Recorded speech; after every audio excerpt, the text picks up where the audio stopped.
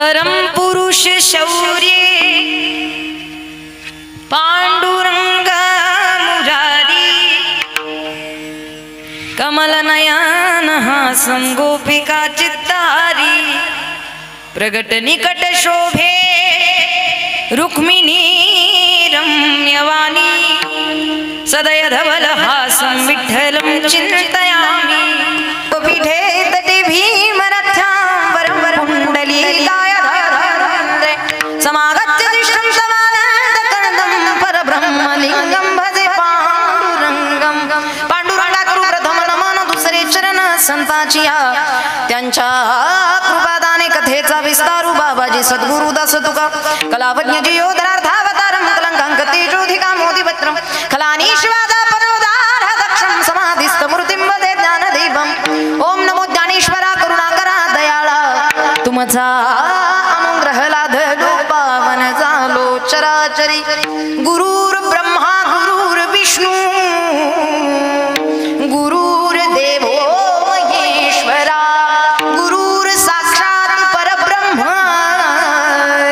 तस्मै श्री गुरुवे नमः वसुदेवं सुतं देवं कंसचाणूरमर्दनं देवकी परमानन्दं कृष्णं वन्दे जगद्गुरु अलंकापुरी पुण्यभूमि पवित्र तिथेनादतो ज्ञानराजा सुपात्र तया आठविता महापुण्यराशी नमस्कार माझा श्री सद्गुरु संत ज्ञानेश्वरासी नमो सद्गुरु तुकया ज्ञानदीपा नमो सद्गुरु सच्चिदानंद रूपा नमो सद्गुरु भक्त कल्याण मूर्ती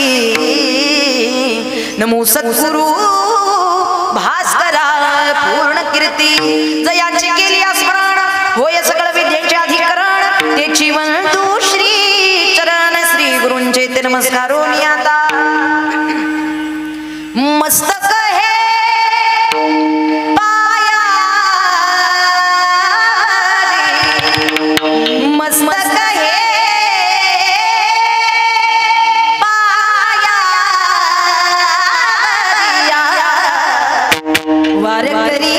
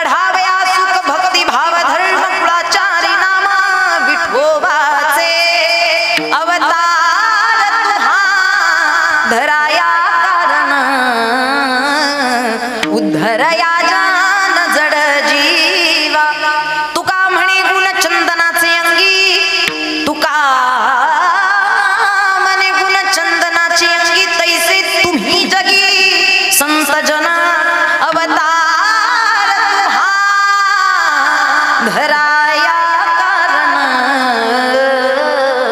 उद्धराया जान जड जीवा विठ्ठल.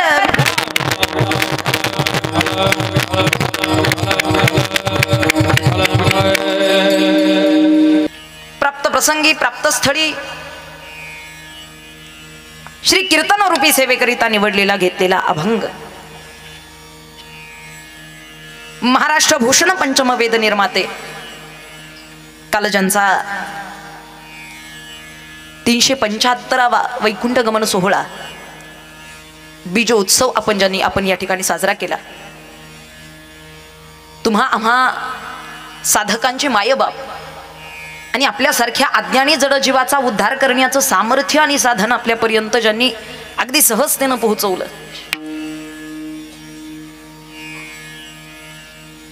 खरी अर्थानं वैराग्याची महामूर्ती देहू निवासी असणारे जगद्वंदनीय जगद्गुरु श्री संत श्रेष्ठ तुकोबाराय श्री संत तुकाराम महाराज यांचा 4 चरणांचा अभंग कीर्तन रूपी सेवेकरिता निवडलेला आहे. विठ्ठल विठ्ठल.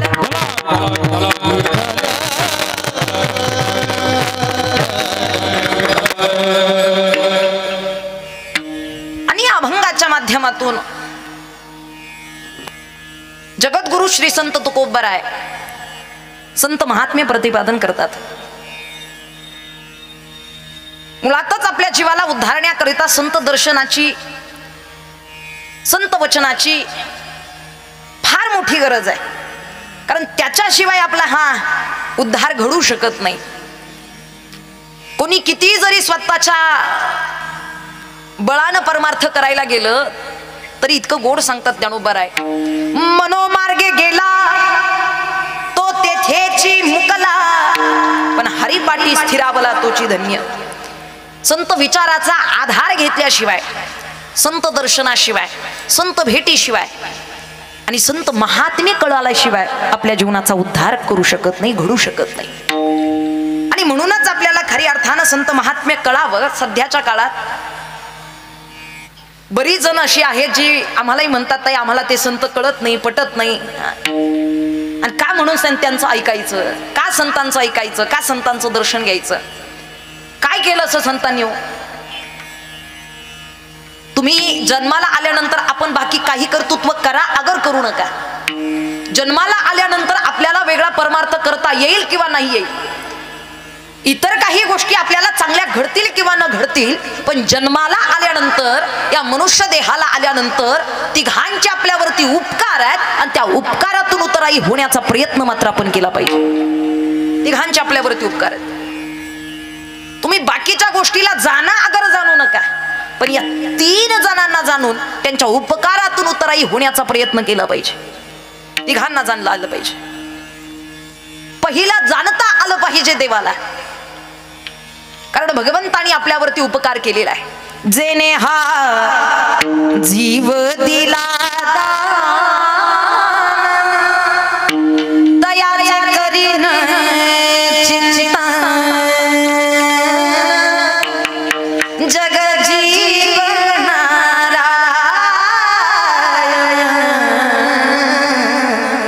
गायीन गुणत जेने हा जीव दिला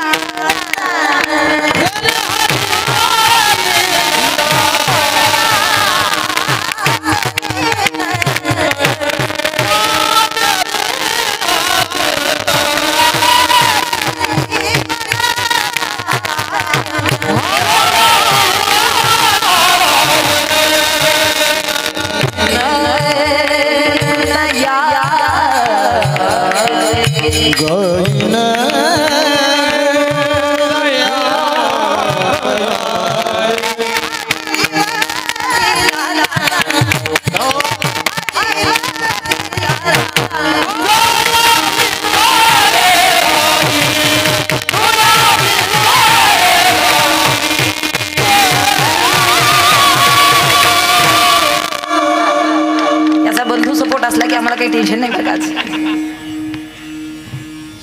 भगवंतानं जीवदान दिलेलं आहे. हा भगवंताचा आपल्यावरती फार मोठा उपकार आहे. त्यामुळे भगवंताच्या उपकारातून आपण उतराई होण्याचा प्रयत्न केला पाहिजे. भगवंताला अमान्य करून त्याचं अस्तित्व न मानतात आज श्रद्धेनं आपण जर जीवन जगत असेल, निष्ठुर अंतकरणानं आपण त्याच्याकडे दुर्लक्ष करून त्याच्या साधनाचा अवलंब न करता जर आपण खऱ्या अर्थानं आपल्या जीवनाचं पूर्णत्व करायला निघालो असेल, तर तुम्ही 40 नाही 50 नाही 70 नाही 100 वर्ष जरी जगलात किंवा 100च्या अधिक जरी तुम्हाला प्राप्त झालं तरी सुद्धा जन्माचं कल्याण होऊ शकत नाही. लक्षात द्या, कारण जन्माचं सार्थक हे भगवत चिंतनानच आहे. कलियुगी उद्धार हरीच्या नामे, म्हणून आपल्याला त्याचं सानिध्य प्राप्त करणं, त्याची सेवा, त्याची भक्ती करणं हे निश्चित आपल्या जन्माचं कर्तव्य आहे. दुसरा उपकार आहे आपल्यावरती संतांचा. मुळातच संतांनी जो उपकार केलेला आहे तो शब्दातही आपण वर्णन करू शकत नाही. याच जगद्गुरु तुकोबाराय अभंगाच्या माध्यमातून सांगतात की त्यांनी केलेल्या उपकाराचं काय आपण वर्णन करावं. कारण महाराज प्रत्येक युगायुगामध्ये साधना आणि भक्ती वेगळी सांगितलेली आहे आणि कलियुगामध्ये आपल्याला सगळ्यात सोपी साधना प्राप्त करून या जीवाचा उद्धार करण्याचं मार्गदर्शन जर कोणी केलं असेल तर ते संतांनी केला. लक्ष देऊ नये का? कृपादान केले संती आणि कल्पा अंती सरेणा. संतांनी आपल्यावरती कृपादान केलेले हा संतांचा आपल्यावरती असणारा उपकार आहे. मुळातच आपण सामान्य जीव असल्या कारणानं लवकरात लवकर आपल्याला ते ब्रह्मतत्व जाणण्याची दृष्टी निर्माण होतच नाही. आपण सामान्य जीव असल्या कारणानं आपल्याला आपल्या जन्माचं सार्थक कसं करावं याचं ज्ञान होत नाही. जरी माणसाला भगवत प्राप्तीचं ज्ञान दिलेलं असलं तरी प्रत्येकाला तो मार्ग सापडत काही काही मार्गाला येऊन सुद्धा माघारी फिरते पण पूर्णत्वाला जाऊ शकत नाही. लॉकडाऊनच्या काळात कित्याने तरी माळा काढल्या हो, चांगला धरला होता मार्ग, चांगले आले होते पंथाला, चांगली चालली होती वारी, चांगला चालला होता परमार्थ, पण कोरोना आला, निम्म्याचा परमार्थ संपून गेला हो जागच्या जागी. ही निष्ठा नाही राहिली. सांगण्याचं तात्पर्य काय? अवघडातला परमार्थ सोप्यात करून सांगितला कुणी असेल तर तो संतांनी. अवघडातला परमार्थ सोपेवर आम्हा सांगितले संती, टाळ दिंडी हाती घेऊनी नाना समाधीचे सुख सादा वाढोनी ऐसा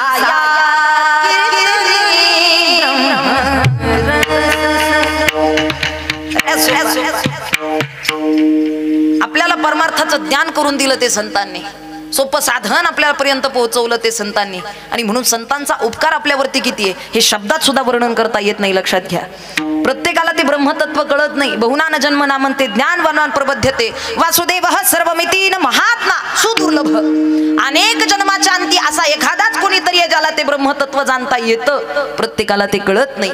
पण निश्चितच तुम्हा आम्हासाठी सर्वसामान्य जनाकरिता जगाच्या कल्याणा संतांच्या विभूती खऱ्या अर्थानं हा देह आपल्या सेवेकरिता त्यांनी इथपर्यंत झिजवला आणि आपल्याला जनलोकाला हे ज्ञान भक्तीचं प्राप्त करून दिलं. हा उपकार आहे संतांचा.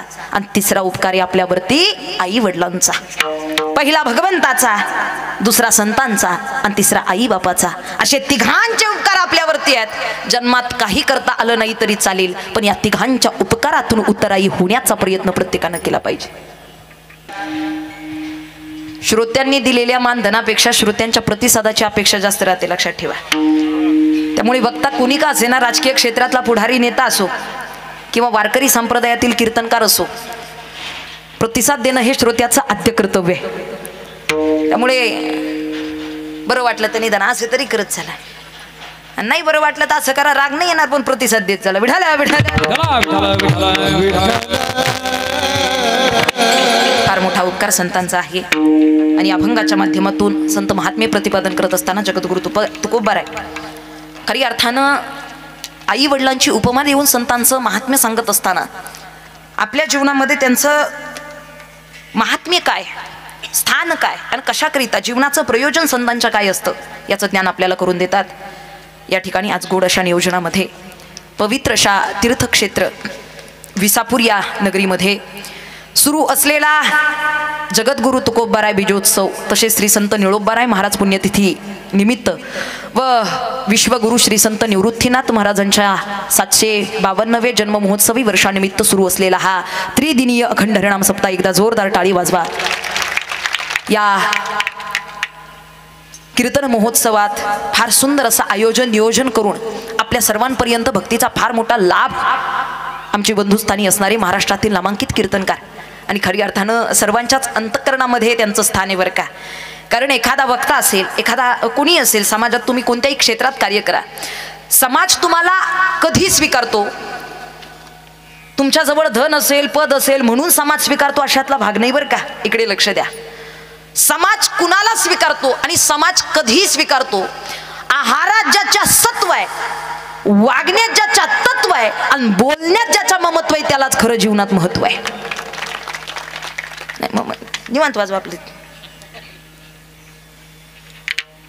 निश्चितच अंतःकरणामध्ये सात्विक वृत्ती धारण करून जनलोकाचा संत विचाराचा प्रचार प्रसार करत असताना आपल्या सुंदर अशा सुमधुर वाणीनं आणि आपल्या स्वरानं प्रत्येकाच्या अंतःकरणामध्ये स्थान प्राप्त करणारे आमचे बंधुस्थानी असणारी भागवताचार्य हरिभक्तीपरायण श्रावणजी महाराज जगताप, एकदा जोरदार टाळी वाजवा श्रावण महाराजांसाठी. एक आम्ही कथा सांगत असतो ती पौराणिक श्रावण बाळाची, आणि खरी अर्थानं मला वाटतं निश्चित तुम्ही या सगळेच आईबाप समजून तुम्ही या आईबापाची सेवा करत आहात, हेही श्रावण बाळच आहेत. फार फार मोठी सेवा आहे आणि सेवा कोणत्याही माध्यमातून करता येते बरं का. फक्त अंतःकरणामध्ये आपल्याला श्रद्धा पाहिजे. मग तुम्ही कुठेही असाल, तुम्ही कसेही असाल, तुमची परिस्थिती काही असेल, तुम्ही प्रत्येक ठिकाणी सेवा करू शकता. फक्त अंतःकरणामध्ये भाव पाहिजे. प्रत्येक ठिकाणी सेवा करू शकता आणि हा सेवा भाव आदरणीय श्रावण महाराजांच्या अंतःकरणात निर्माण झाला. आपण या जनाचं काहीतरी देणं लागतो आणि सर्वांच्या ग्रामस्थांच्या, सर्वच आयोजकांच्या, भजनी मंडळाच्या, सप्ताह कमिटीच्या, सर्वच भक्तजनांच्या सहयोगातून, सहकार्यातून म्हणा, इथपर्यंत हा त्रिदिनीय महोत्सव कीर्तनाचा या ठिकाणी सुरू आहे. आजची ही दुसऱ्या दिवसाची कीर्तनरूपी सेवा माझ्यासारख्या पामराकडे देण्यात आली. या ठिकाणी संतांच्या आशीर्वादानं वैकुंठवाशी परमपूज्य रामनाथ बाबा वैकुंठवाशी आईसाहेब लहानुबाई दत्तू जगताप, गुरुवर्य श्याम महाराज शास्त्री व गुरुवर्य हरिभक्तीपरायण निवृत्ती महाराज रायते व त्याचबरोबर या ठिकाणी गुरुवर्य ज्ञानयोगी विठ्ठल बाबा ढुमसे यांच्या कृपा आशीर्वादाने आणि हरिभक्तीपरायण भागवताचार्य आदरणीय श्रावणजी महाराज जगताप यांच्या मार्गदर्शनाखाली सुरू असलेला हा या ठिकाणी अखंड हा त्रिदिनीय सप्ताह गेल्या वर्षीपासून सुरुवात आहे. दुसरं वर्ष, बरोबर, हे दुसरं वर्ष आहे. त्याचबरोबर महाराजांनी त्यांच्या अंतःकरणातली संकल्पना इथपर्यंत मांडली की एक भव्य स्वरूपाचं असं परब्रह्म स्वरूप असणारे या ठिकाणी श्री संत निवृत्तीनाथ महाराज यांचं मंदिराची उभारणी करून सकल संतांच्या सेवेची त्या ठिकाणी त्यांना ओढ आहे आणि मंदिराच्या उभारणी हे आश्रमाचं हे एक चांगल्या पद्धतीचं आयोजन नियोजन या ठिकाणी महाराजांच्या अंतःकरणात आहे. आणि महाराज खरंच ही संत कृपा तुमच्यावरती खूप मोठी प्राप्त झालेली आहे आणि हे काम लवकरात लवकर पूर्णत्वाला जाईल अशी खरी अर्थाने मी ही सगळी चांगली भावना व्यक्त करतोय. आणि खरंच व्हावं आपल्या धर्माचा प्रचार आणि प्रसार या माध्यमातून घडत आहे. विविध क्षेत्रातील आणि मुळातच धार्मिक कार्यातील या ठिकाणी आध्यात्मिक क्षेत्रातील वारकरी संप्रदायातील सर्व गुरुजन वर्ग या ठिकाणी बहिणीचं अंतःकरण म्हणून या ठिकाणी भावाचं अंतःकरण म्हणून इथपर्यंत सर्वजण या बहिणीचं कीर्तन श्रवण करायला इथपर्यंत उपस्थित आहेत. त्यामुळे खरंच मनापासून तुम्हा सर्वांचं धन्यवाद. स्थानी असणारे हरिभक्तीपरायण आदरणीय हजारे महाराजांचं गायन आहे, काय आणखीन हा लाभ असावा दुसरा. ही पर्वणी म्हणावी लागेल. भूषण महाराजांची मृदुंगाची साथ असेल, या ठिकाणी आदरणीय सोपान महाराजांची साथ असेल, आदरणीय आकाश महाराजांची साथ असेल. याच्यापेक्षा वेगळा काय लाभ तुका म्हणे आता लाभ नाही या परता, याच्यापेक्षा वेगळा कोणता लाभ या ठिकाणी सांगावा. हाच फार मोठा लाभ आहे आणि खरी अर्थानं आपण सगळेजण ते श्रवण करतायत. संतांनी हे सांगितलं, सेवेतो हा रसन वाटितो आणि का आपल्याला जे प्राप्त झालेले ते इतरांपर्यंत पोहोचावं आणि आपल्याला जे समाधान मिळालं ते इतर. त्याचबरोबर आमचे आदरणीय योगेश महाराज असतील, मनापासून या ठिकाणी धन्यवाद. विठाला विठाला निश्चित संत महात्म्य कळाल्यानंतर आपल्या जीवनामध्ये परिवर्तन झालंच पाहिजे. संत दर्शन झाल्यानंतर आपल्या जीवनामध्ये, आता सध्याच्या काळात संत दर्शन होणं ही फार कठीण वाटतं. कारण आपण ज्या काळामध्ये जगतोय, ज्या युगामध्ये जगतोय ते साधारण युग नसून ते कलियुग आहे. पण कलियुग जेवढं वाईट सांगण्यात आलेलं आहे, किंबहुना कलियुगामध्ये जेवढ्या वाईट अधपतन सांगितलेलं आहे, तितकंच कलियुगाचा एक मोठा फायदा सुद्धा आहे, कलियुगाचा एक प्लस पॉइंट सुद्धा आहे. बाबा कलियुगामध्ये तुम्हाला वेगळी साधना आणि वेगळ्या गोष्टी करण्याची गरज नाही. कलियुगामध्ये भगवंताच्या संत विचाराचा थोडा आधार घेतला आणि भगवंताचं चिंतन जर थोड्या काळामध्ये जरी झालं तरी सुद्धा कलियुगामध्ये उद्धार करू शकतो. ही कलियुगाचं प्लस पॉइंट आहे. इथे आपल्याला वर्षानुवर्ष तपश्चर्या करण्याची गरज नाही, योग याग विधी करण्याची गरज नाही. आपल्याला फक्त संत महात्म्य ध्यानात ठेवून संत विचारानं चालता आलं पाहिजे. सध्याच्या काळात झालं काय बाबा, साधनं भरपूर आहेत, साधनाचा अवलंबही माणसं करतात, पण साध्याची निश्चिती नसल्या कारणानं माणसाच्या जीवनाला पूर्णत्व आहे. साध्याची निश्चिती नसल्या कारणानं आपल्याला खऱ्या अर्थानं साधनाचा किती जरी अवलंब केला तरी सुद्धा भगवान परमात्मा प्राप्त होत नाही. काही प्रसंगी माणसांच्या जीवनामध्ये साधनाचा अवलंब आहे पण साध्याची निश्चिती नाही, आणि काही माणसांच्या जीवनामध्ये साध्याची निश्चिती आहे पण साधनाचा अवलंब नाही. या दोन्ही गोष्टी विरुद्ध आहेत, या दोन्ही गोष्टी चुकीच्या आहेत. साधनाचा अवलंब नसेल आणि साध्याची निश्चिती असेल तरी सुद्धा उपयोग नाही, आणि साध्याची निश्चिती आहे आणि साधनाचा अवलंब नाही तरी सुद्धा उपयोग नाही. त्यामुळे साधन आणि साध्य या दोन्ही पद्धतीने आपल्याला कळालं पाहिजे. इकडे लक्ष द्या. विठाला विठाला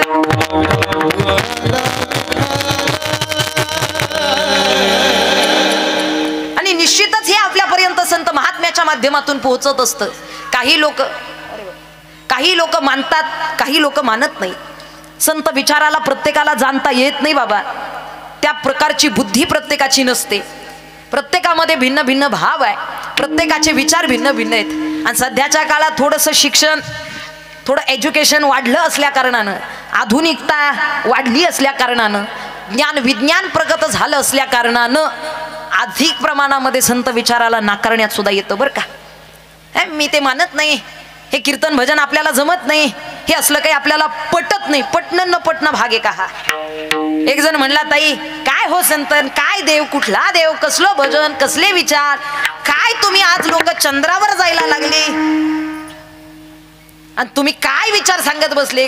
कोणत्या काळचे संतन काय केलं त्यांनी, काय त्यांचं महात्म्य सांगून आपल्या जीवाला बदल घडवतात. आज माणसं चाललीत कुठं, ज्ञान विज्ञान वाढलंय किती, तुम्ही काय सांगता. कुठे म्हणला देव, कुठे देव, काय त्याचं अस्तित्व आहे. मी तर अजिबात देवाला मानत नाही. म्हटलं चांगली गोष्ट आहे, काय कोणाचा देव, ठीक आहे म्हटलं चांगली गोष्ट आहे. नाही मानत, नको मानू. मी विज्ञानाला मानतो, मी तंत्रज्ञानाला मानतो, मी आधुनिकतेला मानतो, मी देवाला मानत नाही, मी संतांना मानत नाही. म्हणलं ठीक आहे, तू मान अगर मानू नको, त्याच्या अस्तित्वाला काही फरक पडणार नाही. तुझ्या न मानण्यानं त्या भगवंताच्या अस्तित्वाला काय फरक पडेल. पण एक गोष्ट ध्यानात ठेव, ज्या दिवशी तो तुला मानणार नाही त्या दिवशी तुझ्या दारासमोर गर्दी झाल्याशिवाय राहणार. ते आई साधू समर्थ ब्रह्मांडाचा धन तुझी वेदाचा गोल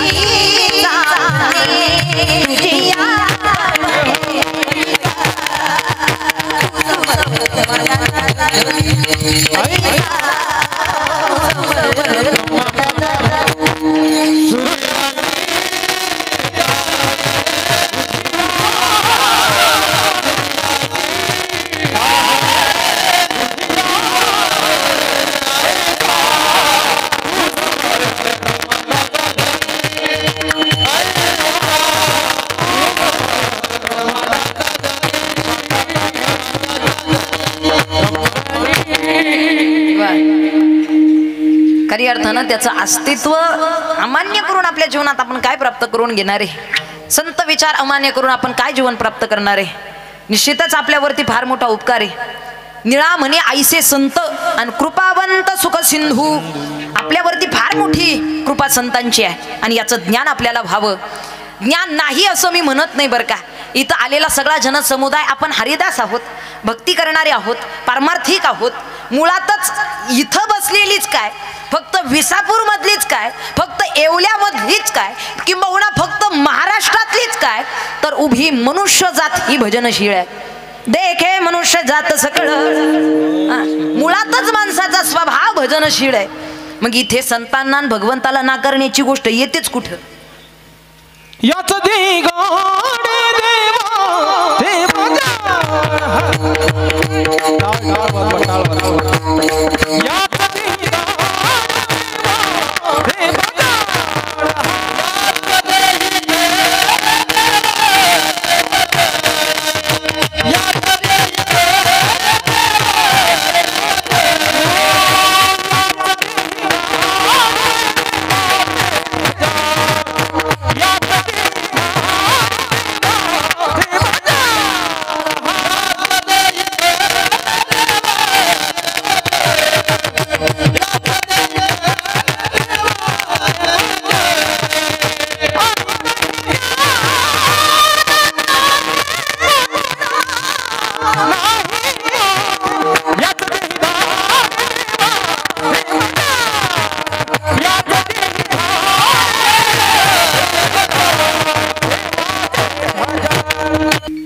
टाळ्या हा प्रतिसाद मोकळ्या मनानं आला ना, ज्यांना स्वर कळाला त्यांच्या अंतकरणातून हा प्रतिसाद येतो बरं का.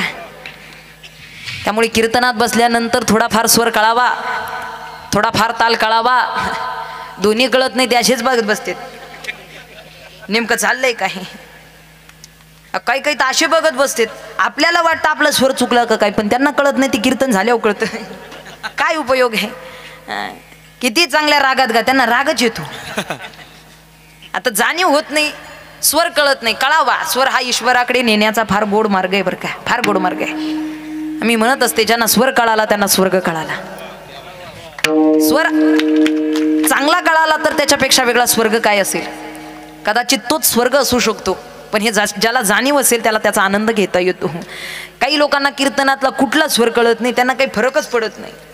ते हसत नाही, बोलत नाही, गुणगुणत नाही, टाळी नाही, प्रतिसाद नाही, डुलत नाही, डोलत नाही, असं नाही, असं काही प्रतिक्रियाच नाही, कुठलाच स्वर कळत नाही. पण एक स्वर मात्र नक्की कळतो, ज्ञानेश्वर माऊली. टाळ्या वाळ्या वाळ्या वाळ्या. या पहिल्या ठेक्याला टाळी पकडते. निम्म्यांना तर एवढा आनंद झाला, त्यांना वाटलं कीर्तन घरी जायला उपयोग नाही हो. जाणीव असेल तर आनंद घेता येतो, पण कीर्तनात स्वर कळावा बरं का, स्वर कळावा. असंच एका कीर्तनामध्ये गायन झालं सुंदर अशा पद्धतीचं, आणि निम्म्यातूनच एक मोठ्यानं आजी रडायला लागली, निम्म्यातून रडायला लागली. काही कळेना नेमकं का रडते का रडते का रडते. कीर्तन झाल्यानंतर त्या आजीला भेटण्यात आलं, विचारण्यात आलं. म्हणलं आजी का हो, का बरं तुम्ही रडलात. काही संबंध नसताना, काही असा भावनिक प्रसंगही नव्हता तरी तुम्ही रडलात का बरं. म्हणजे माझं कीर्तन तुम्हाला आवडलं म्हणून रडलात का. म्हणले तसलं काही मला कळत नाही.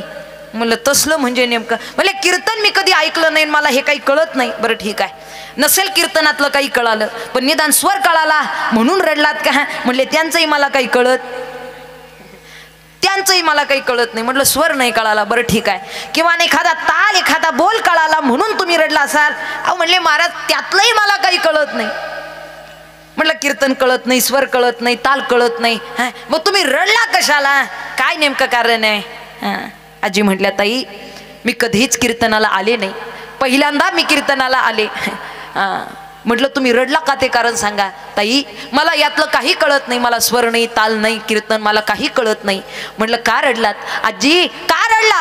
आजी म्हणल्या ताई मला काही कळत नाही, पण गेल्या आठवड्यामध्ये माझी बकरी वारली. जसा हा तुमचा स्वर कानावरती पडला माझ्या बकरीचीच ध्यान झाली. आता पुन्हा अजूनही काही काही असेच पाहत बसले. आता काही लोकांना आपल्या स्वरानं कोणाची आठवण होती सांगता येत नाही. ठीक आहे, ज्याचा त्याचा भाव वेगवेगळा, पण मला वाटतं कळावं, आनंद घेता येतो. आपल्याला जे ज्ञान इथपर्यंत प्राप्त केलेलं आहे, संतांना जाणण्याचं म्हणा, भगवंताला जाणण्याचं म्हणा, ती इतर जीवाला ऐकाव. पशु काय पाप पुण्य जाणती उत्तम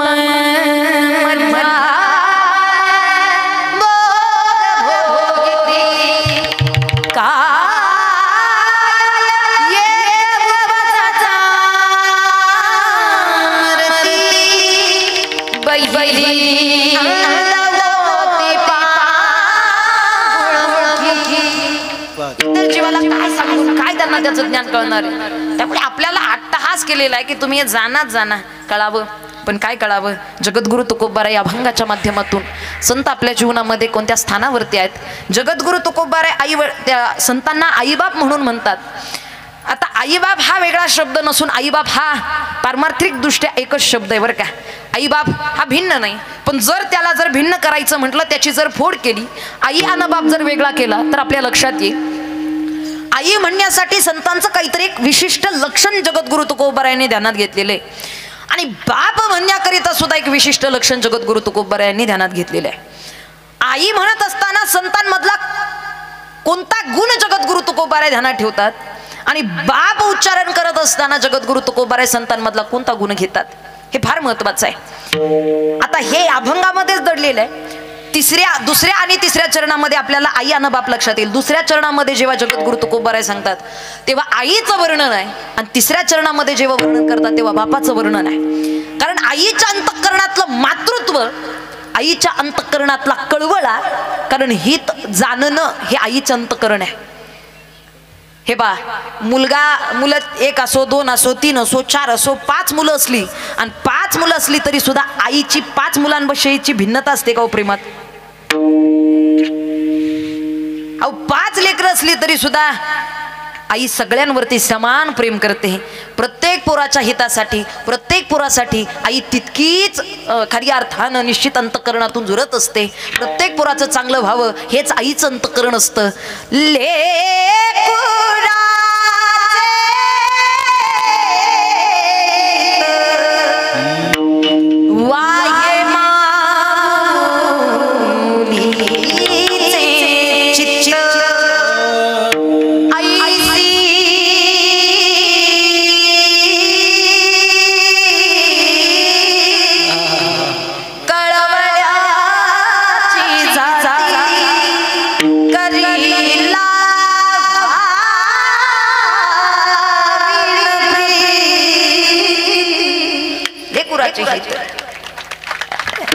निवांत वाजवा, आपलं कीर्तन झालं.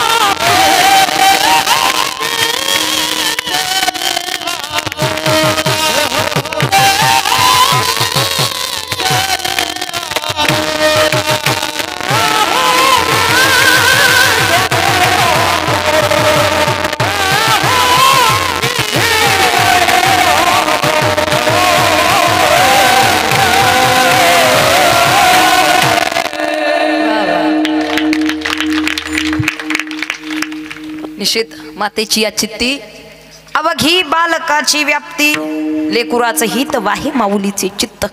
अंतःकरणामध्ये आईच्या 5 मुलं असली तरी 5ही मुलांबद्दल समान भावानं त्यांचं चांगलं व्हावं, त्यांचं हित व्हावं अशी तळमळ ही आईच्या अंतःकरणात. हा भाव मातेचा संत अंतःकरणामध्ये जगद्गुरु तुकोबाराय धरतात, आणि खऱ्या अर्थानं मुलांचं चांगलं पालन पोषण व्हावं, आणि बापाचं सामर्थ्य ध्यानात ठेवून बाप कशा पद्धतीनं मुलांच्या चांगल्या विकासाकरिता धडपड करत असतो, हे बापाचं सामर्थ्य हा गुण जगद्गुरु तुकोबारायांनी संतांप्रती घेतलेला आहे. कारण संत आई आहेत. कारण अनेकदा आपण ऐकलेलं आहे, खऱ्या अर्थानं निश्चित वेदानं सुद्धा संतांना आईची उपमा दिलेली आहे. एवढंच काय, ज्ञानोबारायांना, आता ज्ञानोबाराय हे मान पुरुष आहेत, परंतु तरी देखील ज्ञानोबारायांच्या समाधीवर आपण नतमस्तक झालो तर ज्ञानोबारायला खजग आई म्हणतं, आई म्हणून संबोधत होतं. मला वाटतं निश्चितच हे पुरुषातल्या मातृत्व मातृत्वाची ही ताकद असावी की पुरुषांमध्ये सुद्धा त्या आईचं मातृत्व दडलेलं आहे. निश्चित आपण संतांना आई म्हणून संत, तुम्ही संत आहात, पण खरी अर्थानं कृपेच्या बाबतीमध्ये तुम्ही बाप आहात. जेवढी काही कृपा जगानं केली त्या इतरांमध्ये कृपेतले बाप जर कोण आहात तर ते तुम्ही आहात. म्हणून आमच्या जीवनात तुम्ही आई बाप अभंगाच्या प्रथम तुम्ही माये बाप कृपा तुम्ही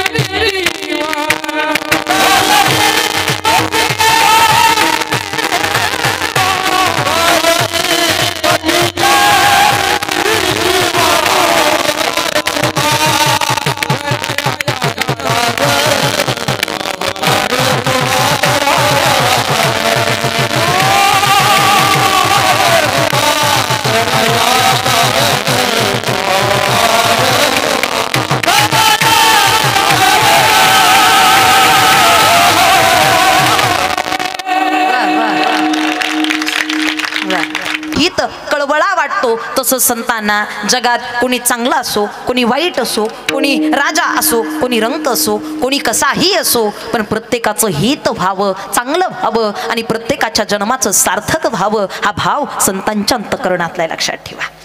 हा, म्हणून तुमची आमच्यामध्ये आणि संतांमध्ये काही लोक म्हणतात का, हो आम्ही कीर्तन करतोच की, आम्ही पंढरपूरला जातोच की, आम्ही भजन करतोच की, मग काय फरक राहिला संतांमध्ये ना आमच्यामध्ये? आपण संत नाही होऊ शकत, त्यांच्या नखाची सर आपल्याला नाही हो, नखाची संतनवती जगामान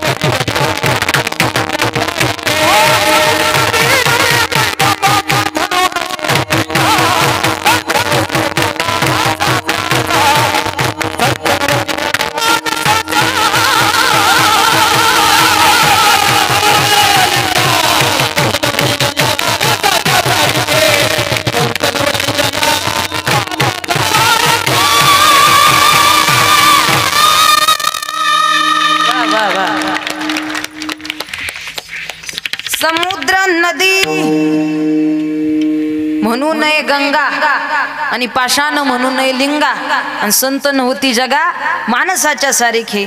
खरंच आपण सामान्यतेने संतांना पाहायला गेलो तर नाही, आपल्याला पाहण्याकरिताचे 3 प्रकार आहेत, म्हणजे दृष्टीचे 3 प्रकार सांगितलेले आहेत बरं का. एक सहज दृष्टी सांगितलेली आहे, दुसरी सूक्ष्म दृष्टी सांगितलेली आहे आणि तिसरी तत्वज्ञानाची दृष्टी सांगितलेली आहे. तुमच्या आमच्यासारखं नाश्य स्वरूप पाहायचं म्हटलं तर सहज दृष्टीनं ते कुठेही दिसतं. आपल्याला जाणायचं ना आपल्याला पाहायचं म्हटलं काही अवघड नाही बरं का. असं नाशिवंत स्वरूप कुठेही पाहायला मिळतं सहज दृष्टीनं. आपल्याला जर खरी अर्थानं भगवत तत्व जाणायचं असेल तर थोडी सूक्ष्म दृष्टी धारण करावी लागेल आणि जर आपल्याला संत विचार जाणायचे असतील तर तत्वज्ञानाचीच दृष्टी धारण करावी लागेल. सहज दृष्टीनं संतांनी देव कळणारच नाही, आपल्याला नाही कळू शकत. 100 वेळा जरी आपण तिथपर्यंत पोहोचलो, 10 वेळा जरी मंदिरात गेलो दिवसाची, तरी आपण देवाच्या वरच्या रूपाला पाहू शकतो. पण संतांना जसा तो कळाला, जसा तो दिसला, सावळे रूप नाही उभे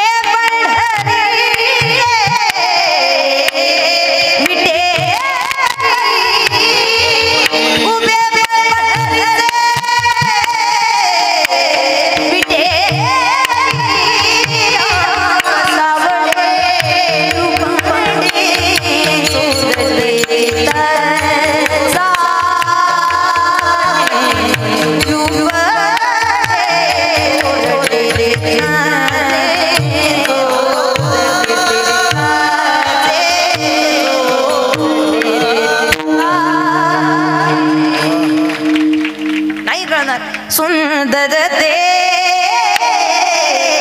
ध्यान उभे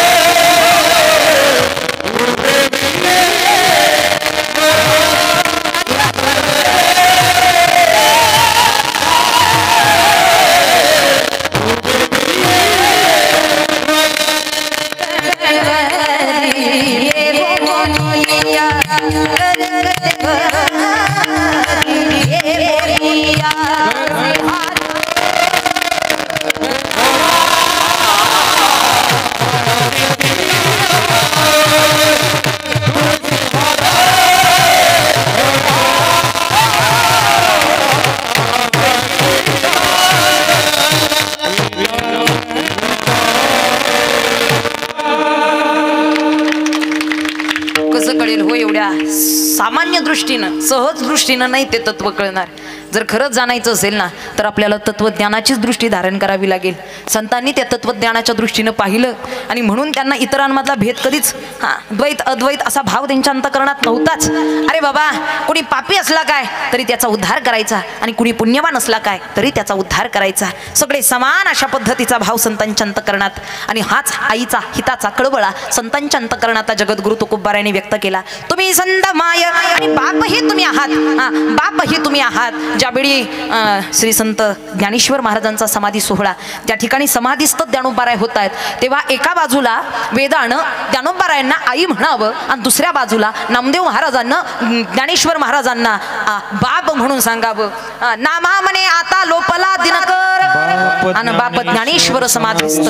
इथे बाप झालेला आहे. ज्यावेळी एखादं सामर्थ्य आणि खरी अर्थानं काहीतरी कर्तृत्वाची गोष्ट येते, निश्चित तिथे बापाचं उल्लेख येतो. असं नाही की आईमध्ये कर्तृत्व आणि सामर्थ्य नसतं, असतं. आणि असंही नाही की बापामध्ये मातृत्व नसतं, असतं. पण विशिष्ट प्रकारे आपण जर भिन्नतेनं पाहिलं तर आईच्या अंतःकरणातला हिताचा कळवळा आणि बापाच्या अंतःकरणामध्ये असणारा खऱ्या अर्थानं मुलांविषयीचं सामर्थ्य वाढवून याची एक ताकद म्हणा, तो गुण म्हणा, संतांनी अभंगाच्या माध्यमातून सांगितला. आणि याच माध्यमातून तुम्ही कृपावंत आहात.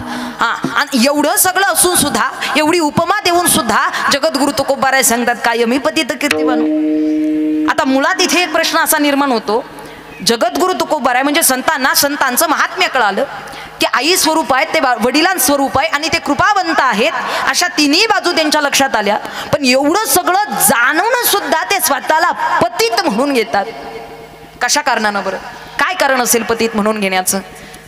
कारण पतित असेल तर त्याला संतांचं एवढं महात्म्य कळेलच कसं?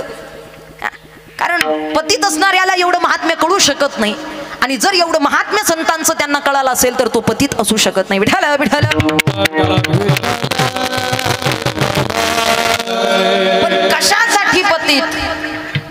तर खऱ्या अर्थानं तुमच्या गुणांचं गौरव करू शकत नाही. कायमी पतित कीर्तिवाणू, कीर्ती वाणण्याकरिता मी पतित आहे. काय बोलावं, काय शब्द उच्चारावे? कारण तुमच्यासाठी कितीही बोललं आणि कितीही तुमची उपमा चांगल्या परीनं केली तरी सुद्धा शब्द कमी पडतील असं महात्म्य संतांचं. म्हणून कायमी पतित कीर्तिवाणू. निश्चितच आपल्यासाठी इथपर्यंत अवतार धारण करून संत उद्धाराकरिता जन्माला येतात. इथेच आईचं गुण इथपर्यंत दुसऱ्या चरणामध्ये व्यक्त होतं.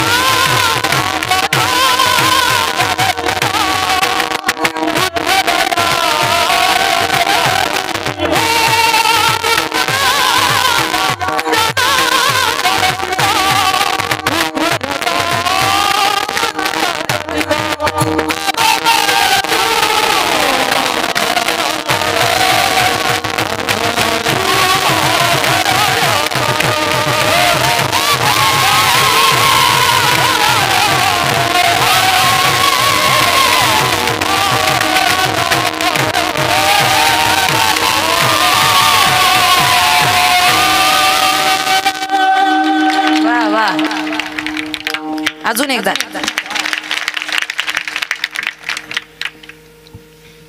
खरी अर्थानं इतकं गोड गायन आणि वादन असेल तर असं वाटतं हे काही बोलण्यापेक्षा हे ऐकत राहावं, एवढी छान अशी पर्वणी आम्हाला उपलब्ध करून दिलेली आहे श्रावण महाराज. अवतार तुम्हा धराया कारण, काय कारण असेल अवतार धारण करण्याचं? कारण संत हे तुमच्या आमच्यासारखे सामान्यतेनं जन्म घेत नाही बरं का. आधी प्रयोजन ठरलेलं आहे त्यांचं कशाकरिता यायचं, आणि संत हे सामान्य नाहीतच. मी सुरुवातीला सांगितलं ज्ञानयश भगवान विष्णू, निवृत्तीर भगवान हरह, सोपान भगवान ब्रह्मा, मुक्ताख्या ब्रह्मचित्कला. हे प्रत्येक अवतार धारण केलेले आहेत, लक्षात ठेवा. निवृत्तीनाथ महाराज म्हणजे काही सोपे नाहीत. फक्त संत म्हणून देह धारण करून आलो सामान्यतेनं जनामध्ये वावरले असं नाही त्यांचं कार्य. निश्चितच प्रत्येकाच्या जीवाचं हित जाणणारे संत आहेत आणि परब्रह्म स्वरूप असणारे शिवाचा अवतार असणारे श्री संत निवृत्तीनाथ महाराज आहेत. आणि मला वाटतं खरी अर्थानं अशा संतांची आपण सर्वजण सेवा करत आहोत, त्या संतांच्या भूमीमध्ये आपण वावरत आहोत, त्या संतांची कृपा आपल्यावरती आहे. याच्यापेक्षा वेगळा परमार्थ आणि याच्यापेक्षा वेगळं भाग्य आपल्या जीवनात कोणतं असावं? कारण परमार्थकरिता संत कृपा असणं फार गरजेचं आहे, तर परमार्थ एवढ्या चांगल्या परीनं होतो. महाराज हे दुसरं वर्ष आहे तुम्ही म्हणताय या सप्ताहाचं, त्रिदिनीय महोत्सवाचं, आणि दुसऱ्या वर्षी लोकांचा एवढा चांगला सपोर्ट आणि एवढं चांगला खरी अर्थानं उत्साह तुमच्या पाठीमागे उभा राहतो. ही कुठे ना कुठे तरी श्री संत निवृत्तीनाथांची कृपा आहे, होऊच शकत नाही त्याच्याशिवाय. नाही तर 60-60, 70-70, 100-100 वर्षाचे सप्ते झाले, मोजून 10 माणसं राहतील. उपयोग काय? तुम्ही परमार्थ करत असताना तुम्ही तिथे डेकोरेशन किती करता हे महत्वाचं नाही, तुम्ही तिथे किती ऐश्वर्य संपत्ती लावून करता हे महत्वाचं नाही, तुम्ही किती जण मिळून करताय तेही महत्वाचं नाही बरं का. तुम्ही कोणत्या भावाने ते करताय हे महत्वाचं आहे. आणि जर ते कर्म करण्यापाठीमागचा तुमचा भाव जर शुद्ध असेल ना, तर तुम्हाला ते कर्म करताना फार अट्टहास, फार प्रयास करण्याची सुद्धा गरज पडत नाही. संत आपोआप कृपा करून ते कार्य पूर्णत्वाला नेतात.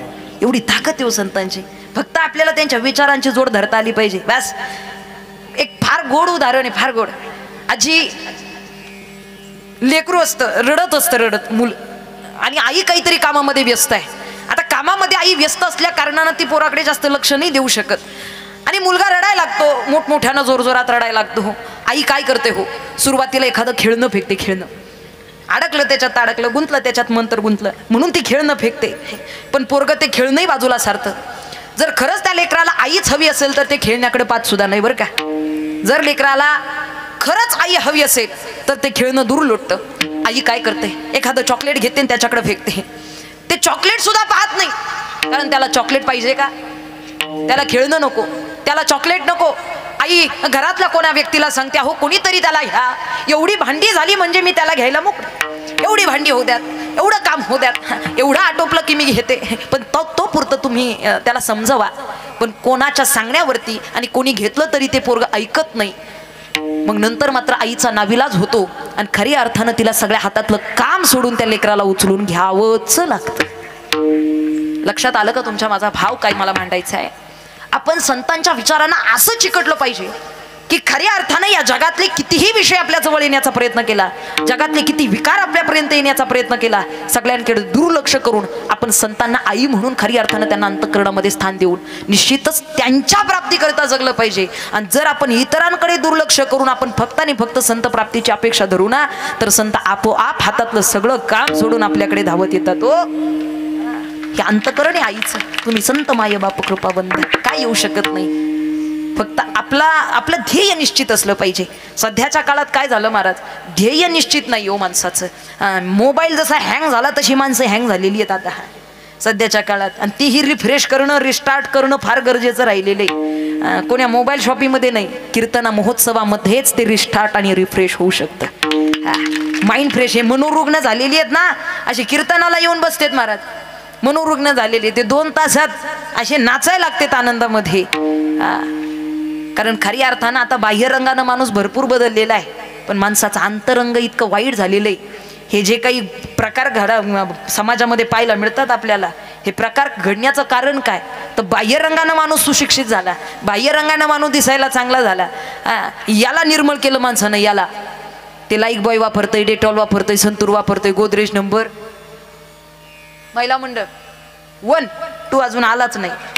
अहो कुठल्याही ब्रँडचा सोप वापरा, अंगावरचा मळ निघून जातो. नाही निर्मळ जीवन काय करील साबना तैसे चित्त शुद्ध नाही तेथे बोध करील काही. जीवनच निर्मळ नाही, विचारच शुद्ध नाही, काय उपयोग आहे? पंढरपूरची वारी करतय, चारीधाम करतय, एकादशी धरतय, रोज शेजारच्याशी भांडत बसतय. तुका म्हणे चित्त करावे निर्मळन येऊन गोपाळ राहे तेथे. माणसाचं चित्त शुद्ध असणं फार गरजेचं आहे. सध्याच्या काळामध्ये कपड्यांवरती माणसाची क्वालिटी ठेवली जाते. किती चांगली कपडे आहेत, कडक कपडे असतील तर हा धनवान व्यक्ती असू शकतो. कोणी साध्या कपड्यातला असेल किंबहुना कोणीतरी, कारण सध्याच्या काळात हे धोतर नेसणं, लुगडं नेसणं सुद्धा गावंढळ मानलं जातं बरं का. एज्युकेशन किती वाढलेलं असू द्यात, लाईफस्टाईल किती चांगली कला, पण आपल्या संस्कृतीला आणि आपल्या धर्माला सोडून जाऊ नका. कारण आपल्या धर्म आणि संस्कृतीच आपल्याला खऱ्या अर्थानं श्रीमंत करते. मी नेहमी अभिमानानं सांगते, आज ज्यांच्या घरामध्ये धोतर नेसणारा बाप आणि लुगडं नेसणारी आई आहे, ते घर श्रीमंताचं हे ओळखून जा. तर वेगळी पावती लावायची गरज नाही. ही संस्कृती आहे, हा अपमान नाही आपला, हा अभिमान आहे आपला. पण सध्याच्या काळामध्ये प्रदर्शन केलं जातं लाईफस्टाईलच्या नावाखाली. खऱ्या अर्थानं जी काही अधोगती माणसानं करून घेतलेली आहे, आता हँग झालेली मनन, हँग झालेली बुद्धी संत विचारानं स्थिर करावी लागणार आहे. संतन के संग नाच रे तेरी संतन के संग नाच रे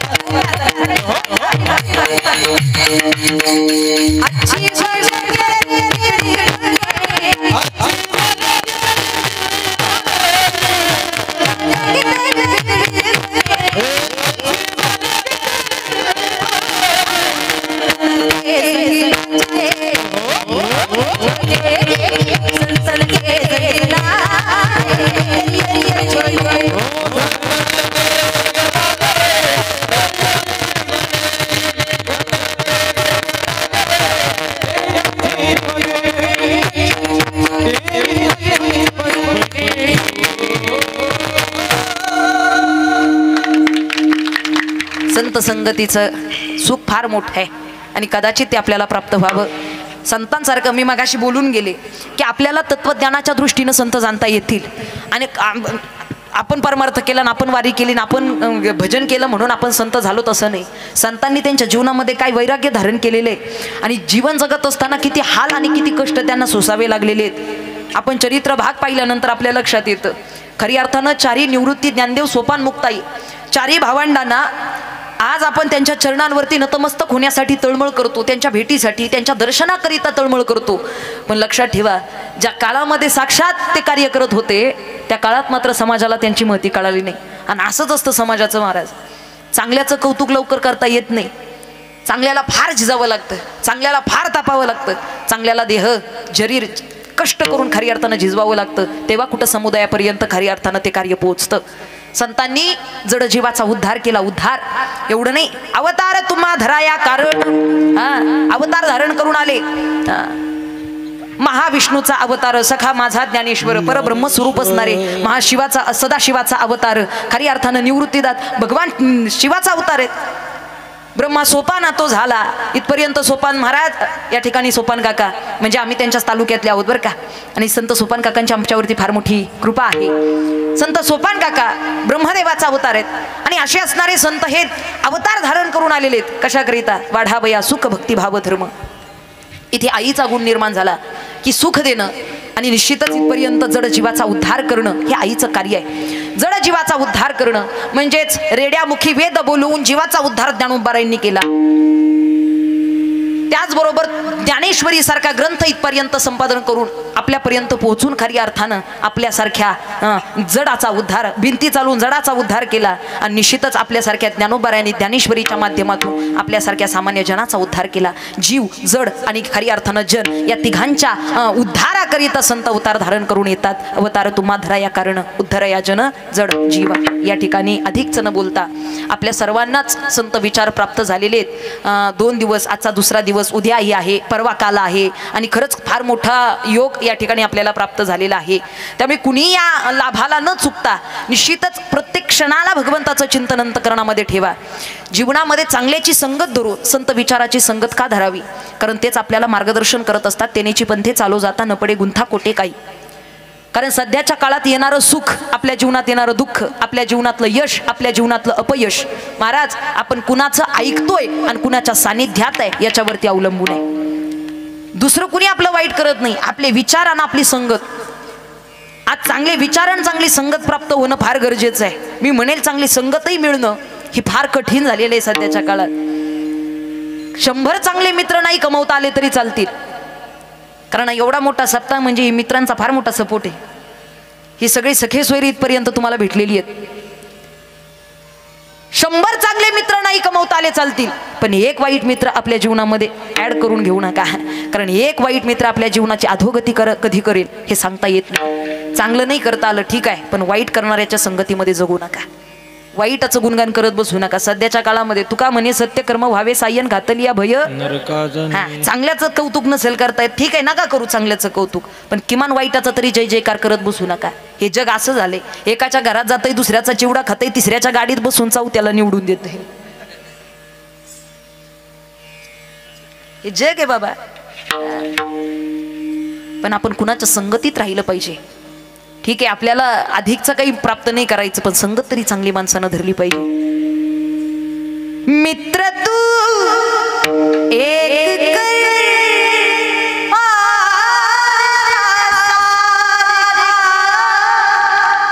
मित्र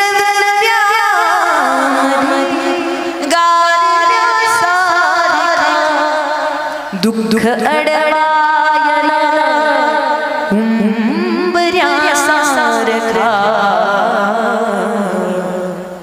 मित्र व्याधे वाट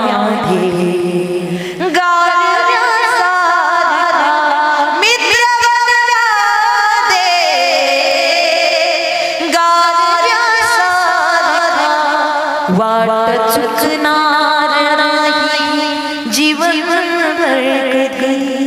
वाट चुकणार नाही जीवन मित्र तू एक कर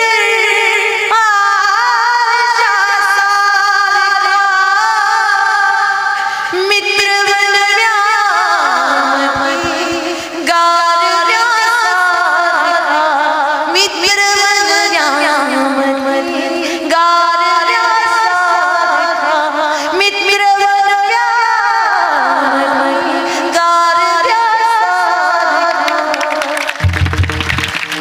चांगल्याची वाईटाची संगत धरून आपल्या जीवनाची बर्बादी करून घेऊ नका. आपण सामान्यांची लेकरं नाही आहोत. छत्रपती शिवाजी राजा आपला बाप आहे याचा प्रत्येकाला अभिमान पाहिजे. त्यांच्या विचारानं प्रत्येकाला जगता आलं पाहिजे. दैवत छत्रपती नामचं दैवत छत्रपती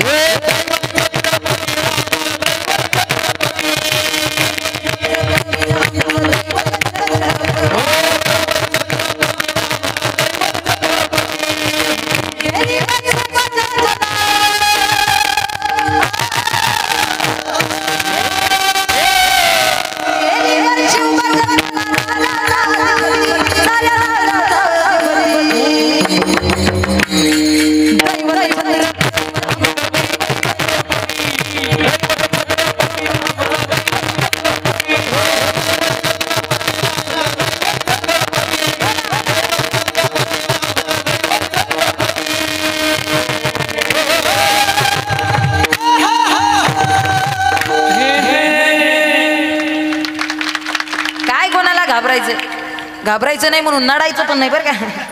आणि चांगल्या ठिकाणी नडत चाला. उगा नाही त्या ठिकाणी आरेला कार्य करून आपल्या जीवनात काय समाजाची आपण ही चांगली चाललेली वातावरण इतकं घाण खराब करून ठेवले माणसांनी. कोणत्या वृत्तीमध्ये आपण जगतोय? महिला मंडळ माझी विनंती आहे, आज आपण आपल्या पोरीला चांगलं शिक्षण देण्यासाठी धडपड करतो. माझी पोरगी चांगल्या कॉलेजला शिकावी, माझी पोरगी चांगली शिक्षण घ्यावी, माझ्या पोरीनं स्वतःच्या पायावरती उभा राहावं. अरे ती पोरगी शिकते, ती पोरगी चांगल्या परीनं आपल्या पायावरती उभा राहते, पण समाजात एखाद्या नाराधामाची तिच्यावरती अशी वाईट नजर पडावी, जागच्या जागी तिला तिची स्वप्न तिथपर्यंत सोडून द्यावी लागतात. आज खऱ्या अर्थानं कुठे ना कुठेतरी पालकांना माझी विनंती आहे, नाही आपल्याला तिच्यासाठी मोठी गाडी घेऊन देता आली हरकत नाही, नाही जास्त धन तिच्यासाठी कमवता आलं चालेल, नाही जास्त पदपैसा साचवून ठेवता आला चालेल, पण खऱ्या अर्थानं तिच्या संस्काराची जबाबदारी घेऊन प्रत्येक बापानं प्रत्येक आईनं संस्काराची शिदोरी आपल्या लेकीपर्यंत पोचवा. आणि खऱ्या अर्थानं सध्याच्या काळात प्रत्येक माझ्या भगिनीला माझी विनंती आहे, कराटे बॉक्सिंग सारखे क्लासेस उपलब्ध आहेत, काय येऊ नये आपल्याला. आपण सामान्यांच्या लेकी नाही होत, महाराष्ट्राच्या मातीत रवलेली पहार काढून गुलामगिरीच्या छाताडावरती प्रहार करणाऱ्या जिजाऊ मासाहेबांच्या लेकी आहोत आपण. का म्हणून आपण अन्याय सहन करायचा. सध्याच्या काळामध्ये खऱ्या अर्थानं फार फार वेगळा खऱ्या अर्थानं वातावरण पाहायला मिळतं. पण हे सगळं विस्कळीत झालेलं वातावरण, फार दूषित झालेलं वातावरण कुठेतरी आपल्याला जर स्थिर करायचं असेल ना, तर हे संत विचार, छत्रपती शिवरायांचे विचार, जिजाऊ मासाहेबांचे विचार आपल्या अंतःकरणात आपल्याला रुजवावेच लागतील. आपल्याला जर चांगला पुत्र घडवायचा असेल तर जिजाऊ मासाहेबांचे विचार. कारण अवघ्या 16व्या वर्षामध्ये स्वराज्याचं तोरण उभा केलं. कारण आज तिथीप्रमाणे शिवजयंती आहे, आज तिथीप्रमाणे शिवजयंती आहे. खऱ्या अर्थानं अगदी 16व्या वर्षामध्ये स्वराज्याचं तोरण बांधणारे छत्रपती शिवाजी महाराज लहान या वयात जिजाऊ मासाहेबांनी ज्ञानामृत त्यांना पाजलं होतं. आणि म्हणून एवढा मोठा पराक्रम छत्रपती शिवाजी महाराज करू शकले. आणि मला वाटतं ते पराक्रम करणं एवढं सोपं नव्हतं. मुजरा मानाचा जिजाईला, मुजरा मानाचा जिजाईला,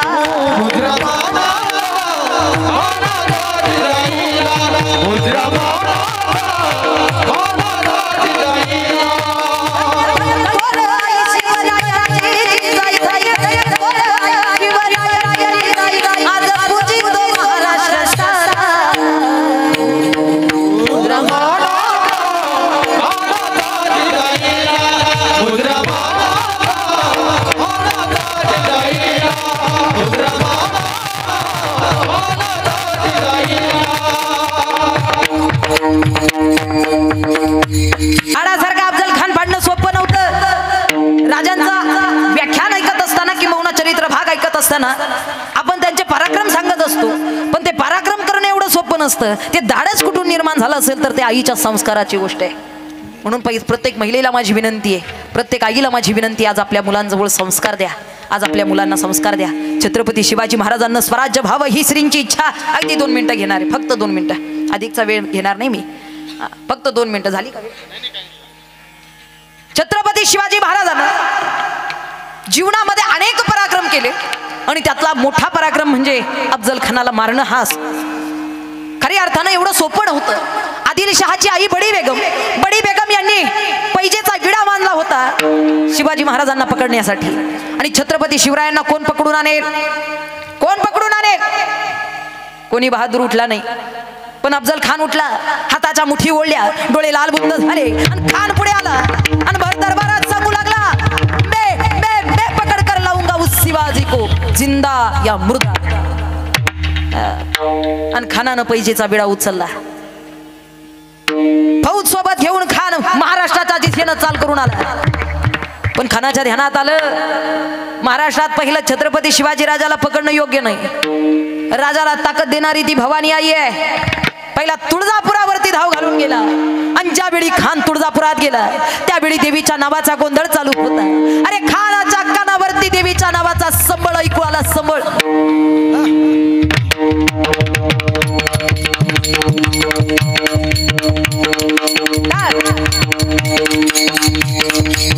खान तुळजापुरामध्ये आला, देवीचा गोंधळ चालू आहे आणि खानाच्या कानावरती संबळ ऐकू आला. उदेगा अंबाबाई, उदेगा अंबाबाई, उदेगा अंबाबाई, उदेगा अंबाबाई, उदेगा अंबाबाई, माझे तुळजापुराचे आई, उदेगा अंबाबाई, तुळजापुराचे आई, माहुरगडचे रेणुकाई गोंधळाला या, माहुरगडचे रेणुकाई गोंधळाला या, तुळजापूरचे भवानी आई गोंधळाला या, तुळजापूरचे भवानी आई गोंधळाला या, तुळजापूरचे महालक्ष्मी गोंधळाला या, तुळजापूरचे महालक्ष्मी गोंधळाला या, आई ससुरी गोंधळाला या, आई ससुरी गोंधळाला या, बाबाई तुळजापूरचे आई, तुळजापूरचे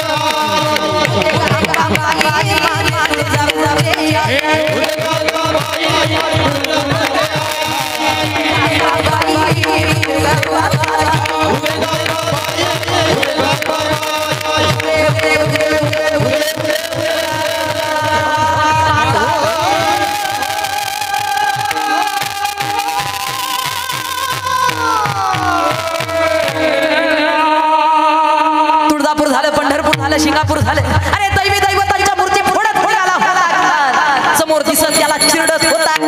आया बहिणींच्या भ्रुलुटत होता.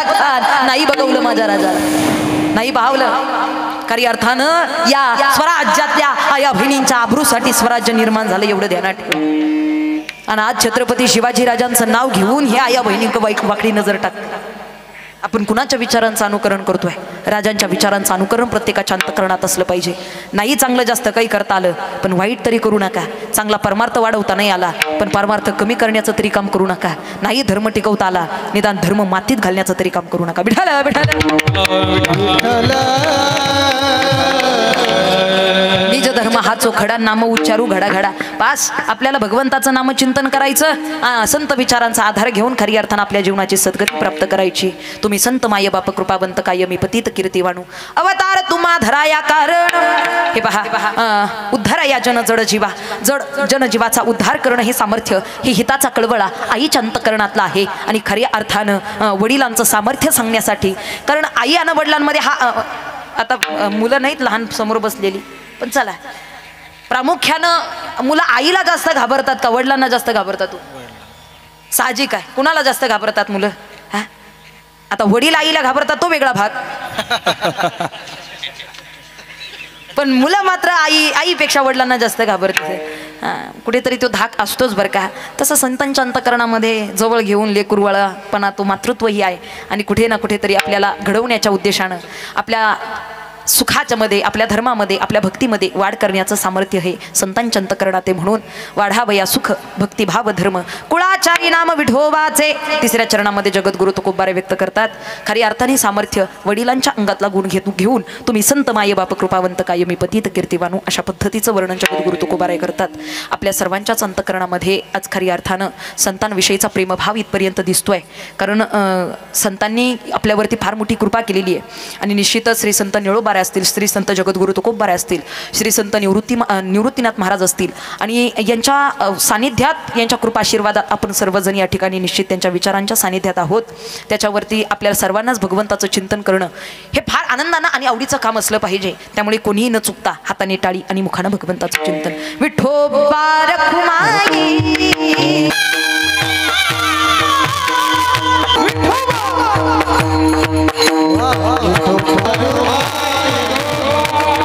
अहंकाराचा वारा न लागो राजस्थान माझी या विष्णुदासा भाविकाशी. चला या ठिकाणी खरंच सुंदर अशा आयोजनात आपण सर्वजण इथपर्यंत उपस्थित आहात. अधिकचं बोलत नाही. आम्ही फार मोठी सेवा केलेली आहे आणि खरंच श्री खंडेराय हे आराध्य दैवत आपल्या महाराष्ट्राचं कुलदैवत आहे. आणि म्हणून निश्चितच आपल्या अंतःकरणात त्यांच्याविषयीचा फार मोठा भक्तिभाव आहे. चला खऱ्या अर्थानं आपल्यावरती फार मोठी कृपा आहे संतांची. तुम्ही संत माये बाप कृपावंत कायमी पतित कीर्तिवानू. कारण संतांनी आम्हाला फक्त कृपाच नाही दिलेली, कृपाच नाही केलेली, फक्त आपल्याला उद्धार करण्याचं साधनच नाही दिलेलं, फक्त भगवत चिंतनच नाही दिलेलं, तर खऱ्या अर्थानं इथपर्यंत जगायला, चालायला, बोलायला सुद्धा संतांनी शिकवलंय. जगण्याचा पाया चालण्याचे जगण्याचा पाया चालण्याचे विचारांची कळ तुकारा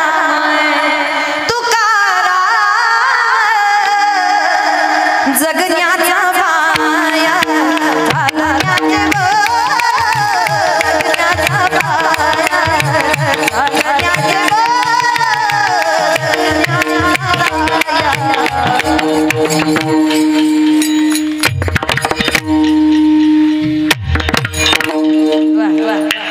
जगायला, चालायला, बोलायला संतांनी शिकवलं. आज खरी अर्थानं फार गोड अशा नियोजनात महोत्सव या ठिकाणी सुरू आहे. माझी दुसऱ्या दिवसाची कीर्तनरूपी सेवा या ठिकाणी पामरासारख्या माझ्याकडे देण्यात आली. उपस्थित सर्व श्रोते मायबापांचं धन्यवाद. या ठिकाणी एकच विनंती माझी प्रत्येकाला असेल, आपण सर्वजण धर्मासाठी जगलं पाहिजे. सध्याच्या काळात आपली एकी फार महत्त्वाची आहे. धर्मासाठी, संस्कृतीसाठी प्रत्येकानं एक विचारानं आपण आपल्या धर्माचा प्रचार आणि प्रसार केला पाहिजे. का धर्म टिकवायचा, कशासाठी धर्म, धर्माचे पालन करणे पाखंड खंडन याचे आम्हा करणे काम बीज वाढवावे नाम. धर्म कसा टिकवता येईल, घरात आई आणि गोठ्यामध्ये गायीची प्रत्येकानं सेवा करा.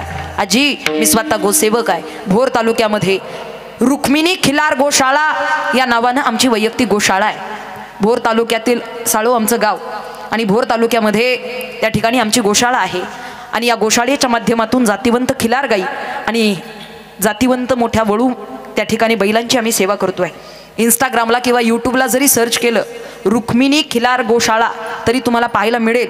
आणि माझा आग्रह आहे, एक तरी खिलार गाई, गावरान गाई आपल्या घरी असलीच पाहिजे आणि तिची सेवा आपल्याकडून झाली पाहिजे. का नाही व्हावी? गाई ही आपली दुसरी आई आहे आणि गोसेवा ही ईश्वर सेवा. महाराज, म्हणून मी आग्रहानं सांगते, प्रत्येकानं गोसेवा करा आणि खऱ्या अर्थानं आपल्या जीवनाची चांगल्या परीनं आपल्या जीवनाची वाटचाल करा. आज कीर्तनरूपी सेवेकरिता सुंदर अशी गायनाची साथ ज्यांची प्राप्त झालीत, महाराष्ट्रातील नामांकित कीर्तन या ठिकाणी गायनाचार्य, फार गोड असा ज्यांचा स्वर आणि फार सुंदर असा कंठ, आवाज ऐकल्यानंतर आपल्यालाही मंत्रमुग्ध व्हायला होतं. आमचे बंधुस्थानी असणारे एकदा जोरदार टाळी वाजवा आमच्या हजारे महाराजांसाठी. महाराज, काय गोड अशा सुरांची साथ प्राप्त केलीत, खरंच मनापासून धन्यवाद. त्याचबरोबर आदरणीय हरिभक्तीपरायण सुंदर अशी सुरांची साथ ज्यांची प्राप्त झालीत, आदरणीय आकाश महाराजांसाठी सुद्धा जोरदार टाळी वाजवा. फार गोड अशी साथ महाराज प्राप्त झालीत, मनापासून धन्यवाद. त्याचबरोबर या ठिकाणी आदरणीय हरिभक्तीपरायण फार सुंदर असा स्वर ज्यांचा आणि गेल्या दोनच महिने झाले असतील मला वाटते, 1-1.5-2 महिन्यापूर्वीच या ठिकाणी फार योगेश महाराज गोड अशी साथ या ठिकाणी आमच्या दादांची प्राप्त झालीत, मनापासून धन्यवाद. त्याचबरोबर मृदुंगाची उत्कृष्ट अशी साथ ज्यांची प्राप्त झालीत, सुंदर या ठिकाणी बोटांमधून खऱ्या अर्थानं काय ताकद असते, काही जादू असते बोटांमध्ये. आमचे बंधुस्थानी असणारे आदरणीय भूषण महाराजांकडे पाहिल्यानंतर कळतं की किती सुंदर अशा पद्धतीचे पोषकता ही फार महत्त्वाची बरं का कीर्तनाकरिता सुद्धा. आणि त्यामुळे पोषक काय असावं हे गायनाचार्यांना वादकांना हे कळालं आणि म्हणून इथपर्यंत याचा आनंद घेता येतो. गोड अशी मृदुंगाची साथ. तसेच आदरणीय हरिभक्तीपरायण आदरणीय सोपन महाराज असतील, महाराज मनापासून धन्यवाद. सुंदर अशी मृदुंगाची साथ प्राप्त केलीत. त्याचबरोबर या ठिकाणी सर्व वारकरी शिक्षण संस्थेतील विद्यार्थी आदरणीय दीपक महाराज ढोकळे यांच्या संस्थेतील सर्व विद्यार्थी एकदा जोरदार टाळी वाजवा. खरंच वाढावं या सुख भक्तिभाव धर्मन कुळाचारी नाम विठोबाचे. निश्चित आपण संतांच्या विचारांचे पायीक आहात आणि इथपर्यंत एवढी चांगली सेवा तुम्ही करत आहात, मनापासून धन्यवाद. त्याचबरोबर आदरणीय हरिभक्तीपरायण राधेश्याम महाराज असतील, महाराज तुमचंही खूप धन्यवाद. तसेच आदरणीय हरिभक्तीपरायण श्रीराम महाराज असतील, मनापासून धन्यवाद. तसेच हनुमान महाराज असतील, त्याचबरोबर या ठिकाणी आदरणीय सचिन महाराज असतील, महाराज मनापासून धन्यवाद. त्याचबरोबर मयूर महाराज असतील, महाराज तुमचंही खूप मनापासून धन्यवाद. तसेच माझ्या समवेत माझे सासरे आदरणीय नथुरामजी बाबा साळेकर या ठिकाणी उपस्थित आहेत. खऱ्या अर्थानं लग्नाआधी वडील आणि लग्नानंतर पती या 2 जागा मला परफेक्ट मिळाल्या. माझे पती आदरणीय आंतरराष्ट्रीय मृदुंगवादक खिलार गोसेवक अर्जुनजी महाराज साळेकर, त्यांचंही खूप मी या ठिकाणी धन्यवाद मानेन, कारण निश्चितच एक खूप चांगला सपोर्ट तिथपर्यंत मला प्राप्त झालेला आहे. आणि खरंच माझे सासरे वडिलांचं अंतकरण त्यांचं, आणि आज आम्हाला इथपर्यंत एवढ्या लांबचा प्रवास म्हणजे आमच्या गावापासून इथपर्यंत येण्यासाठी 7 ते 8 तास लागतात. आणि खरी अर्थाने एवढ्या लांबचं रनिंग ये जा करणं सोपं नाही. उद्या जालन्याला आहे आणि एवढा चांगला महाराष्ट्राबाहेरचा प्रवास जर आम्ही खरी अर्थानं शांततेनं समाधानानं आणि सुखरूपपणे जर कुणाच्या भरोशानं करत असेल तर आमचे ड्रायव्हर काका मल्लिकार्जुन काकांसाठी एकदा जोरदार टाळी वाजवा. काकांचंही धन्यवाद. या ठिकाणी ते आज आराम न करता आपल्या कीर्तनाचा लाभ घ्यायला बसले बरं का. एवढा आनंद त्यांना या अंतकरणात वाटला, मनापासून धन्यवाद. त्याचबरोबर या ठिकाणी माऊली महाराज असतील, माऊली महाराज तुमचेही धन्यवाद. त्याचबरोबर या ठिकाणी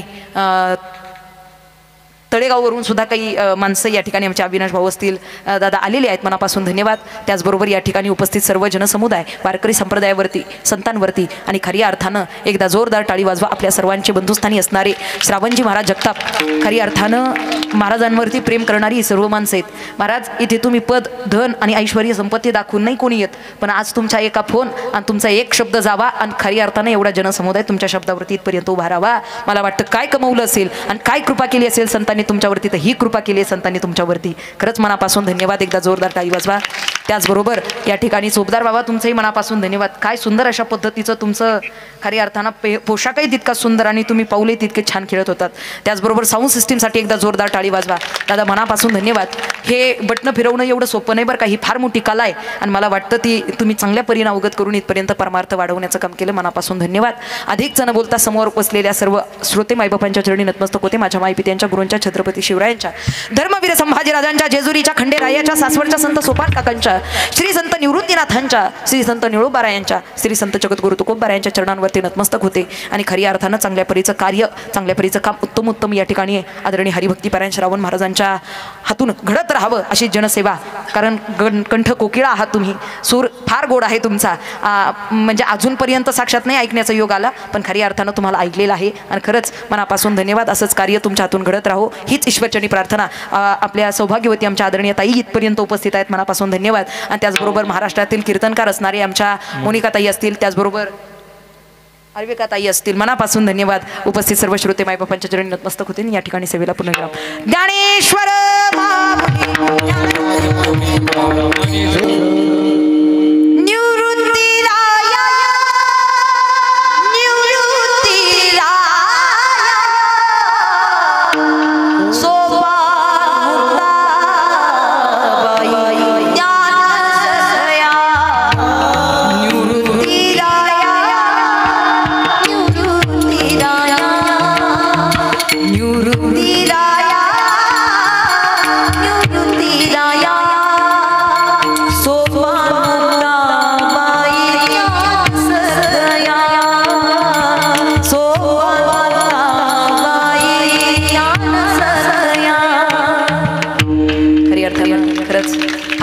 मनापासून धन्यवाद. जगद्गुरु तुकोबाराय व्यक्त करतात, निश्चितच आई वडिलांचं झालं. आई वडील म्हणजे आईच्या अंतकरणातला गुण कोणता आहे, वडिलांच्या अंतकरणातला गुण कोणता आहे, आणि हे सांगत असताना खरी अर्थानं कृपावंत ते कसे आहेत, तर निश्चितच त्यांनी आपल्यावरती जी कृपा केलेली आहे, चंदनाचा गुण सांगून निश्चितच त्यांची शीतलता, अंगी असणारा गुण हा जगद्गुरु तुकोबाने ध्यानात घेतला. आणि निश्चित या प्रसंगी शेवटच्या चरणामध्ये जगद्गुरु तुकोबाराय व्यक्त करतात, त्याच चंदनाच्या गुणाप्रमाणे संत आमच्या जीवनात अभंगाच्या शेवटच्या तुका मन गुणाचा